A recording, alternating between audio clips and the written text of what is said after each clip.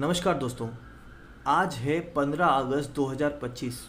Almost Bharat को 80 साल आज़ादी को होने को आए हैं, लेकिन इन 80 सालों में एक चीज़ काफ़ी कॉमन है। जब भी हम आज़ादी की बात करते हैं ना, हमें ये बताया जाता है कि हमें आज़ादी अहिंसा एंड नॉन वायलेंस के थ्रू मिली है। मतलब इसका तात्पर्य यह है कि एक व्यक्ति अचानक से भारत में आके हमें अहिंसा का पाठ पढ़ाने लगे और वो अहिंसा से हमें आज़ादी मिल गई।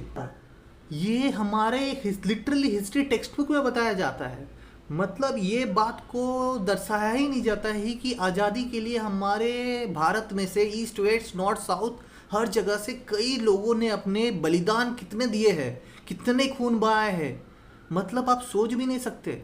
आपको लगता है कि एक अहिंसा और नॉन वायलेंस से आज़ादी मिलना पॉसिबल है? अगर आप लिटरली देख लो ना, अगर एक बच्चे के सामने अगर आवाज़ भी नहीं उठाते हो ना, वो भी आपको घास नहीं डालता है, तो वो तो जब चलो अंग्रेज़ थे, आपको लगता है अंग्रेज़ ऐसे ही जाने वाले थे बिना वायलेंस के, बिना आज़ादी के? उनको घंटा फर्क नहीं पड़ता था कि आप नॉन वायलेंस कर रहे हो। तो इसका तात्पर्य यह है कि पैरेलली कुछ लोग ऐसे भी थे जो लिटरली अपने खून की, अपने लहूओं की बलिदान दे रहे थे, जिसके कारण हमें आज़ादी मिल पाई है। देखो, मैं कतई नकार नहीं रहा हूँ कि जो व्यक्ति की बात कर रहा हूँ वो भारत में कई सारे, मतलब उनका कई सारा योगदान है, उन्होंने कई सारे चीज़ें की है, वो तो सत्य है, वो मैं नकार ही नहीं रहा हूँ। लेकिन साथ ही कई लोगों ने भी अपने जानों की आहुति दे दी है हमारे देश की आज़ादी के लिए। ये मैं बताना चाह रहा हूँ। ये फैक्ट को मैं हिस्ट्री बुक्स में काफ़ी कम ही देखने को मिला है। मतलब ऐसा नहीं है कि नहीं है, मतलब है, ऐसा नहीं है। लेकिन जैसे फॉर एग्जांपल मैं बात करता हूँ, एक कोट है, तुम्हें हमारे रक्त दाओ हमें तुम्हें आज़ादी दूंगा। हिंदी में तुम मुझे खून दो मैं तुम्हें आज़ादी दूंगा। ये एक काफ़ी ज़्यादा ही फेमस कोट है सुभाष चंद्र बोस जी का। तो इनका जो योगदान भारत में है ना, वो है ही नहीं हिस्ट्री टेक्स्ट बुक में। मतलब उनको इस तरह से दर्शाया गया है ना कि मतलब आपको पता ही नहीं चलेगा कि उनका जो भारत के प्रति, मतलब जो हमारे आज़ादी के प्रति जितना योगदान उन्होंने दिया है, वो लिटरली जस्टिफाइड है ही नहीं। बिकॉज अगर आप देखोगे, उन्होंने एक आर्मी खड़ी कर दी थी, आज़ाद हिंद फौज, मतलब इंग्लिश में INA। इतनी बड़ी फौज थी ना, लिटरली ब्रिटिश की कुर्सियाँ हिल जाती थी इनके बारे में सोच के और उनके बारे में सुन के। सोचो कि बर्मा में लिटरली ये आज़ाद हिंद फौज जापानीज के साथ मिलके, मतलब ब्रिटिश को खदेड़ दिया था। उनका वो मकसद ही था कि ब्रिटिश को इंडियन, मतलब इंडिया में जो ब्रिटिश का रूल था उनको खदेड़ना था। ये आर्मी वो उसी के कारण बनाया गया था। और ये बनाया कैसे गया था, ये भी सोचने वाली बात है। आप सोचो कि वर्ल्ड वॉर 2 में जितने भी मतलब व्यक्ति फाइट कर रहे थे ब्रिटिश की तरफ से, उसमें से आधा से अधिक व्यक्ति, आधा से ज़्यादा व्यक्ति इंडियंस थे। मतलब लिटरली इंडियंस लड़ रहे थे वर्ल्ड वॉर 2 में ब्रिटिश के लिए। मतलब ऐसा सोचो कि अराउंड 3 मिलियन पीपल से भी अधिक लोग वो इंडियंस फाइट कर रहे थे। मतलब सोचो कितने लोगों ने अपनी जान की आहुति दे दी ब्रिटिश की तरफ फाइट करने के लिए। तो इन्होंने सोचा कि ये अगर ब्रिटिश की तरफ से ना लड़के हमारे भारत के लिए लड़े, तो हमें तो आज़ादी ऐसे ही मिल जानी है। और उन्हें तो ट्रेन भी नहीं करना, क्योंकि ये ऑलरेडी ट्रेंड मिलिटेंट है, मतलब ट्रेंड आर्मी है जो ब्रिटिश के लिए ऑलरेडी लड़ है। अगर ये हमारे भारत में आ जाए तो हमें ट्रेनिंग भी नहीं देनी है, वो ऑलरेडी मतलब क्या बोलते हैं, ट्रेंड सोल्जर्स है। और इसी कारण आपने देखा होगा कि, मतलब आपने पता नहीं देखा है कि नहीं, वो जापान के साथ जब फाइट कर रहे थे, पहले जापान से मिले, उन्होंने कहा कि जितने भी आपके इंडियन सोल्जर जो आपके अंडर प्रिजनर्स है वर्ल्ड वॉर 2 के, आप हमें दे दो, हम ऑलरेडी ब्रिटिश के साथ लड़ रहे हैं। तो आपके एक पार्टी मिल जाएगी, एक ऐसा अलायंस हो जाएगा जो आपको सपोर्ट करेगा ब्रिटिश के साथ लड़ने के लिए। वो जो कोट है ना, दुश्मन का दुश्मन मेरा दोस्त होता है, जो हर एक मूवी में अभी आती है, ये एक्चुअली नेताजी का प्लान था, नेताजी का स्ट्रेटजी है। उन्होंने यही अपनाया था कि भाई दुश्मन का दुश्मन मेरा दोस्त। तो वो जापान में जितने भी हमारे इंडियन सोल्जर कब्जे में थे, उनको अपने अंडर लेके आके एक आर्मी तैयार हो गया। और इंडिया में और भी जितने लोग नेशनलिस्ट थे जो ब्रिटिश के साथ लड़े थे, वो भी इस आर्मी में शामिल है।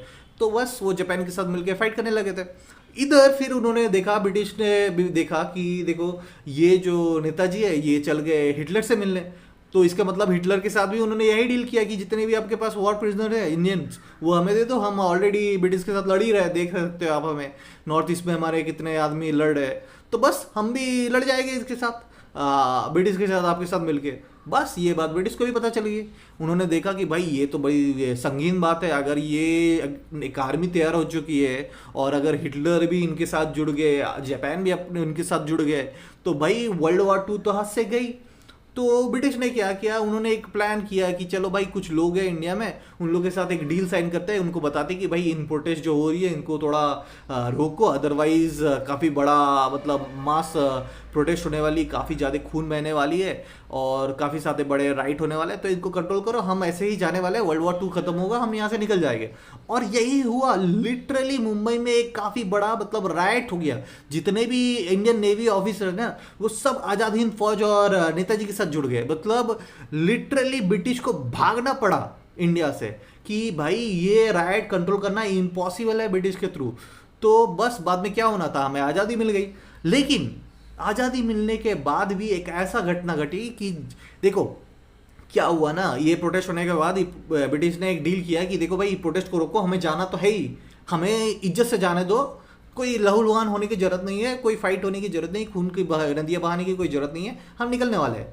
तो उन्होंने रेडी तो कर दिया, बट एक शर्त पे कि ये जो राइट किए, ये जो नेवी ऑफिसर ने राइट किए, इन्हें आप कब्जे में डालो, ठीक है। जैसे ही कब्जे में आते राइट बंद हो जाएगी और हम लोग यहाँ से निकल जाएंगे।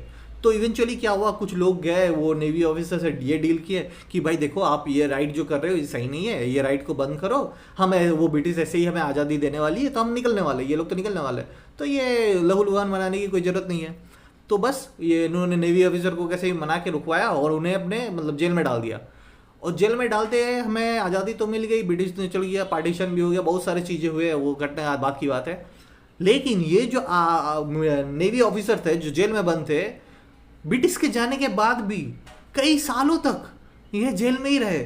मतलब समझ रहे हो कितने, छोड़ो मैं बात नहीं करने वाला हूँ उसका, बट एनीवे कहने का तात्पर्य यह है कि लिटरली सुभाष चंद्र बोस जैसे कई व्यक्तियों का हमारे आज़ादी में योगदान है। और ये सरासर असत्य है कि हमें जो बताया जाता है कि हमें लिटरली नॉन वायलेंस से आज़ादी मिली है। और बस यही कहना है, आज हमारे देश को 80 साल मतलब 79 ईयर्स होने को आ गए इंडिपेंडेंस में, 80 साल भी ऑलमोस्ट हो ही जाएंगे आज़ादी में। कुछ ऐसे बातें हैं जो हमारे टेक्स्ट बुक में गलत पढ़ाया जाता है या फिर सच्चाई नहीं दिखाई जाती है जो एक्चुअल में सच हुआ था। तो मैं कहना चाहूँगा कि ऑलमोस्ट 80 साल होने को आ गए, कृपया करके हमारे एजुकेशन सिस्टम को थोड़ा बदले, असली सच को सामने आने दें। और स्पेशली सुभाष चंद्र बोस की एक डॉक्यूमेंट्री बनी हुई है, हमें उसकी भी अभी तक क्या बोलते हैं ये नहीं मिली है कि उसको लिटरली बुक्स में रिलीज़ किया जाए, उनके बारे में बताया जाए। तो ये भी अभी तक पेंडिंग है, होपफुली यो भी जल्दी से आ जाए कि हमें एक्चुअल में नेताजी का सच को सामने हम लोग देख पाए। काफ़ी सारे मिस्ट्रीज़ है नेताजी के साथ, वो सारे चीज़ को भी बाहर ला पाए। बस यही है। और अंत में यही कहना चाहूँगा, जय हिंद, जय भारत।